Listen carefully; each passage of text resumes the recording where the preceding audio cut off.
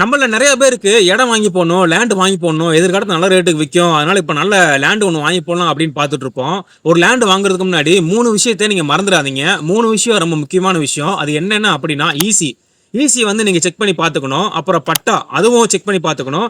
அப்புறம் பத்திரம் அதையும் நீங்க செக் பண்ணி பார்த்துக்கணும். ஸோ ஈசி, பட்டா, பத்திரம் இது 3ம் இருக்கான்னு பார்த்துட்டு தான் நீங்க ஒரு லேண்ட வந்து வாங்கலாமா, வச்சுக்கலாமா அப்படின்றத பத்தி யோசிக்கணும். பத்திரம் எதுக்கு அப்படின்னா, யார் வந்து கையெழுத்து போட்டு குடுத்துருக்காங்க, என்ன அக்ரிமெண்ட், என்ன டீலு, என்ன விஷயம் அப்படின்ற இன்ஃபர்மேஷன் இருக்கும்.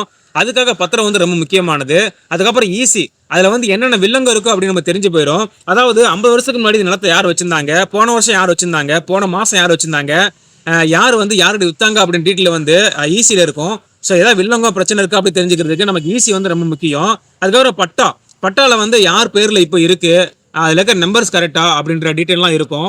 ஸோ ஈசி, பட்டா, பத்திரம் இது 3மே ஒரு நிலம் வாங்குறதுக்கு ரொம்ப முக்கியமான விஷயம்.